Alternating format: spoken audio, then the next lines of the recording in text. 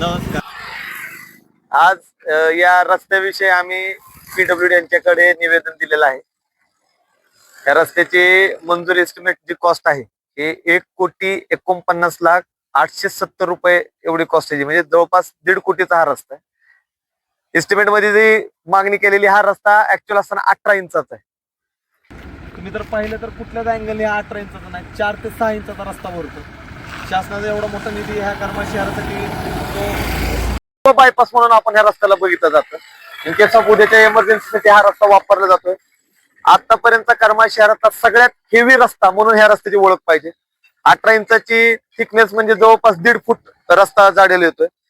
ह्याला जे मध्ये सिलेंडर भरण्यासाठी जे आपण क्रॅकिंग केलेले, तुम्ही त्याची परिस्थिती बघा. रस्ता होऊन जवळपास 3 महिने झालेले. 3 महिन्यात सुद्धा ह्या रस्त्याला आता क्रॅकिंग पडले. 1.5 कोटीचा रस्ता तर त्याची परिस्थिती आज एवढी असेल. रस्त्याची थिकनेस आणि लेंथ तर ह्याची 33 फूट सांगितलेली. जर तुम्ही प्रत्यक्ष जर बघितलं 33 फूट म्हणजे 2 वाहन बसून दोन्ही साईडला 4-4 फुटांचे तुम्हाला सांगतो साईड पट्टी येतात. तुम्ही ती परिस्थिती बघा. मुरुम बघितला तर मुरुम पूर्ण मातीसारखा मुरुम टाकलाय. आज ह्या प्रत्येक गोष्टींना आज कोट्यवधी रुपये तुमच्या आमच्या टॅक्स मधनं खर्च केलेले. रस्त्याबद्दल आमचं दुमत नाही किंवा कोणावर हे करायचं नाहीये, पण आज 3 महिन्यात जर ह्या रस्त्याची परिस्थिती अशी होणार असेल तर भविष्य काळामध्ये हे पूर्ण दर्जेदार काम तर राहणारच नाही. उन्हाळ्या परिस्थितीमध्ये जर कॉन्क्रीट रोड क्रॅक जातो तर उद्या पावसाळ्या परिस्थितीमध्ये काय असेल. आणि मी ह्याचं निवेदन पीडब्ल्यूडीच्या अकलूजला पण दिलेलं आहे, एक्झिक्युटिव्ह कडे दिलेलं आहे, तुम्हाला सांगतो डीवाय एक्झिक्युटिव्ह कडे पण दिलेलं आहे आणि करमाळ्यातल्या ज्युनियर इंजिनिअरकडे पण दिलेलं आहे. त्यांनी तातडीने ह्या विषयाकडे लक्ष घातलं पाहिजे. यामध्ये या रस्त्यामध्ये सिलेंड भरलेलं नाही. आज ह्या कोपरे पण ह्या रस्त्याचे तुम्ही बघताय तर कडेचे कोपरे सुद्धा उडायला लागलेले, तुकडे पडायला लागलेत त्याच्या सगळ्या जागांवर. अनधिकृतपणे ह्याच्यावरती तुम्हाला सांगतो स्पीड ब्रेकर टाकले. स्पीड ब्रेकरचा कुठेही समाविष्ट त्याच्या कोटेशन मध्ये नाहीये आणि जे समाविष्ट आहे ते तर कामच पूर्ण झालेलं नाहीये.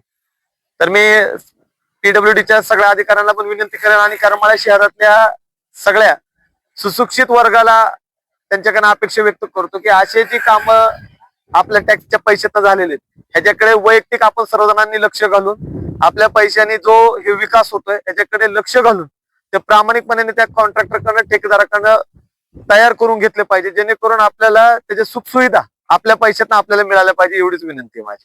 सध्याचा जो रस्ता आहे हा नेमका कोणत्या योजनेतून किंवा काय कशा कुठल्या ह्याच्यातून ह्याला निधी प्राप्त झालेला आहे रस्त्याला? हा रस्ता तुम्हाला सांगतो जुनी लाकड मिल ते ह्याच्यापर्यंत ICICI बँकेपर्यंत हा रस्ता मंजूर आहे.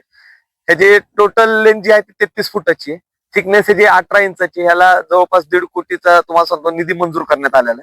ह्याची योजना मी आपल्याला कुठल्या योजनेत आलं सांगतो, पण पीडब्ल्यूडी कडे हे काम दिलेलं आहे. पीडब्ल्यूडीने संबंधित कॉन्ट्रॅक्टरला याची ऑर्डर काढलेली. 3 टप्प्यामध्ये हे काम सांगितलं होतं. 3 लेअर आहेत ह्या रोडला.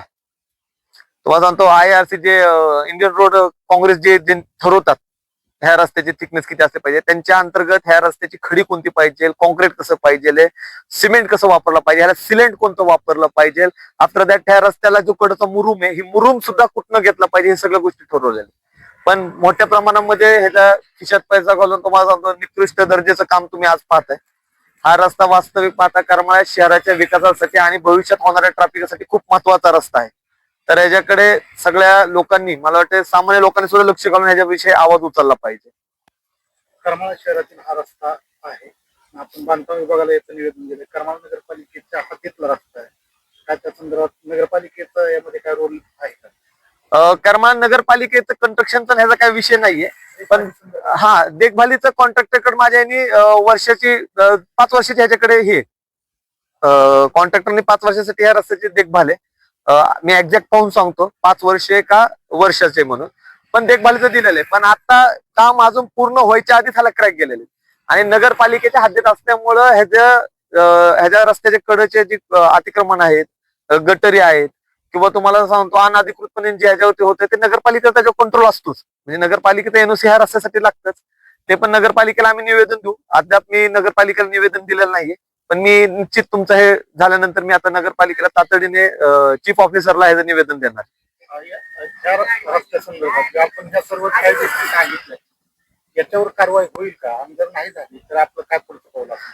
नाही, याच्यावर तर कारवाई नाही झाली तर आम्ही हजारोच्या संख्येमध्ये मोर्चा पीडब्ल्यूडीच्या ऑफिसवर काढणार आहोत. दुसरी गोष्ट तुम्हाला सांगतो, रस्ता रोको आंदोलन सुद्धा 100% होईल. आणि जर हे होऊन सुद्धा जर पीडब्ल्यूडी जागे होत नसेल तर याचा तुम्हाला सांगतो सगळ्या सामान्य जनतेने विचार केला पाहिजे की आपल्याच पैशातून आपल्याला जर ही सुखसुविधा मिळून तुम्ही एवढा मोठा भ्रष्टाचार करून जर म्हणजे रस्त्याचं एस्टिमेट 1.5 कोटीच आहे आणि 50 लाखाच्या लायकीचा सुद्धा हा रस्ता होत नाही आणि 1 कोटी जर पैसा कुणाच्या खिशात जातोय तर हे विचार करण्यासारखी गोष्ट आहे. मला वाटतं की निश्चितपणे सर्वसामान्य जनता ह्या विषयावरती समोर येईल आणि जो कोट्यावधी रुपयाचा भ्रष्टाचार होतो यासाठी सगळेजण जागे होते.